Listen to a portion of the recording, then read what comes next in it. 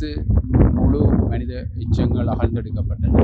மொத்தமாக 187 மனித எச்சங்கள் அடையாளப்படுத்தப்பட்டு அவற்றில் 174 மனித எச்சங்கள் அகழ்ந்தெடுக்கப்பட்டன.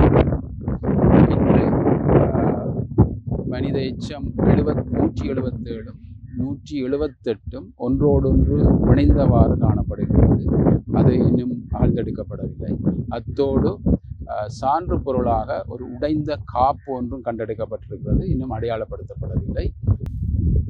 சாதாரணமாக சட்ட ரீதியாக புதைப்பதுன்றது அவ்வாறு இல்லை. உங்களுக்கு பார்க்கவே சாதாரண கண்களுக்கு தெரியும். ஒருவருடைய நெஞ்சு பகுதியில் மற்றவருடைய மண்டையோட்டு பகுதி காணப்படுகிறது. ஆகவே இது அகழ்ந்தெடுக்கும் போதுதான் அது சம்பந்தமான தெளிவு தெரியும். அது குழப்பகரமான முறையில் அது புதைக்கப்பட்டதை காணப்படுகிறது.